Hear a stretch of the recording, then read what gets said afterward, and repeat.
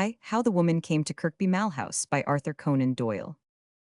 Bleak and windswept is the little town of Kirkby-Malhouse, harsh and forbidding are the fells upon which it stands.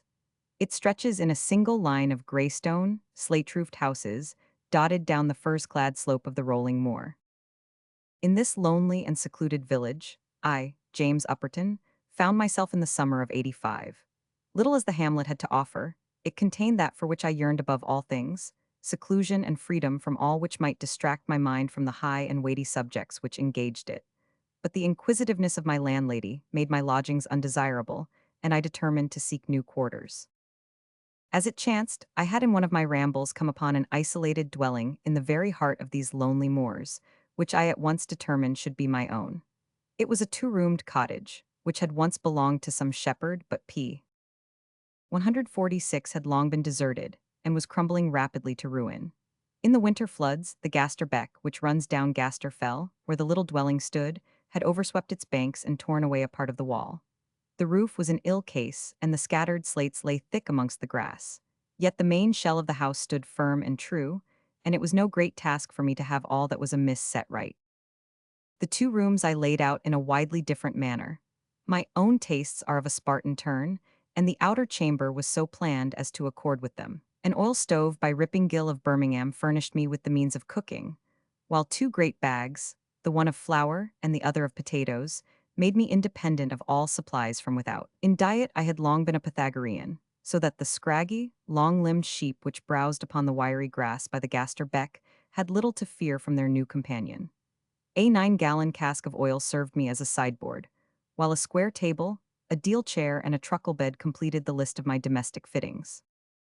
At the head of my couch hung two unpainted shelves, the lower for my dishes and cooking utensils, the upper for the few portraits which took me back to the little that was pleasant in the long, wearisome toiling for wealth, and for pleasure which had marked the life I had left behind. If this dwelling room of mine were plain even to squalor, its poverty was more than atoned for by the luxury of the chamber which was destined to serve me as my study. I had ever held that it was best for my mind to be surrounded by such objects as would be in harmony with the studies which occupied it, and that the loftiest and most ethereal conditions of thought are only possible amid surroundings which please the eye and gratify the senses. The room which I had set apart for my mystic studies was set forth in a style as gloomy and majestic as the thoughts and aspirations with which it was to harmonize. Both walls and ceilings were covered with a paper of the richest and glossiest black, on which was traced a lurid and arabesque pattern of dead gold. A black velvet curtain covered the single diamond-paned window, while a thick, yielding carpet of the same material prevented the sound of my own footfalls, as I paced backward and forward, from breaking the current of my thought. Along the cornices ran gold rods, from which depended 6 pictures, all of the somber and imaginative cast, which chimed best with my fancy. And yet it was destined that ere ever I reached this quiet harbor, I should learn that I was still one of humankind, and that it is an ill thing to strive to break the bond which binds us to our fellows. It was but 2 nights before the date p. 148 I had fixed upon for my change of dwelling, when I was conscious of a bustle in the house beneath, with the bearing of heavy burdens up the creaking stair, and the harsh voice of my landlady, loud in welcome and protestations of joy. From time to time, amid the whirl of words, I could hear a gentle and softly modulated voice, which struck pleasantly upon my ear after the long weeks during which I had listened only to the rude dialect of the dalesmen. For an hour I could hear the dialogue beneath, the high voice in the low, with clatter of cup and clink of spoon, until at last a light, quick step passed my study door, and I knew that my new fellow lodger had sought her room. On the morning after this incident I was up betimes, as is my wont, but I was surprised, on glancing from my window, to see that our new inmate was earlier still. She was walking down the narrow pathway, which zigzags over the fell, a tall woman, slender, her head sunk upon her breast, her arms filled with a bristle of wild flowers, which she had gathered in her morning rambles. The white and pink of her dress, and the touch of deep red ribbon in her broad, drooping hat, formed a pleasant dash of color against the dun-tinted landscape. She was some distance off when I first set eyes upon her, yet I knew that this wandering woman could be none other than our arrival of last night, for there was a grace p. 149 and refinement in her bearing, which marked her from the dwellers of the fells. Even as I watched, she passed swiftly and lightly down the pathway, and turning through the wicket gate, at the further end of our cottage garden, She seated herself upon the green bank which faced my window, and strewing her flowers in front of her, set herself to arrange them. As she sat there, with the rising sun at her back, and the glow of the morning spreading like an aureole around her stately and well-poised head, I could see that she was a woman of extraordinary personal beauty. Her face was Spanish rather than English in its type, oval olive, with black, sparkling eyes, and a sweetly sensitive mouth.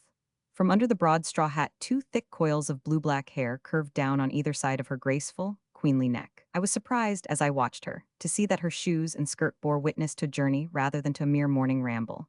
Her light dress was stained, wet and bedraggled, while her boots were thick with the yellow soil of the fells. Her face, too, wore a weary expression, and her young beauty seemed to be clouded over by the shadow of inward trouble. Even as I watched her, she burst suddenly into wild weeping, and throwing down her bundle of flowers ran swiftly into the house. Distrait as I was and weary of the ways of the P. 150 world, I was conscious of a sudden pang of sympathy and grief as I looked upon the spasm of despair which seemed to convulse this strange and beautiful woman. I bent to my books, and yet my thoughts would ever turn to her proud, clear-cut face, her weather-stained dress, her drooping head, and the sorrow which lay in each line and feature of her pensive face. Mrs. Adams, my landlady, was wont to carry up my frugal breakfast, yet it was very rarely that I allowed her to break the current of my thoughts, or to draw my mind by her idle chatter from weightier things. This morning, however, for once, she found me in a listening mood, and with little prompting, proceeded to pour into my ears all that she knew of our beautiful visitor. "Miss Eva Cameron be her name, sir," she said, "but who she be, or where she came fra, I know little more than yorsel.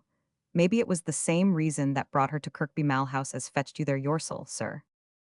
"Possibly," said I, ignoring the covert question, "but I should hardly have thought that Kirkby-Malhouse was a place which offered any great attractions to a young lady." "Hess, sir," she cried, "there's the wonder of it. The leddy has just come fra France, and how her folk come to learn of me is just a wonder.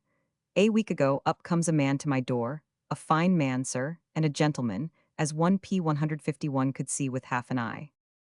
'You are Mrs. Adams,' says he. 'I engage your rooms for Miss Cameron,' says he. 'She will be here in a week,' says he, and then off without a word of terms. Last night there comes the young Letty Hersel, soft-spoken and downcast, with a touch of the French in her speech. But my sakes, sir, I must away and mack her some tea, for she'll feel lonesome like, poor lamb, when she wakes under a strange roof.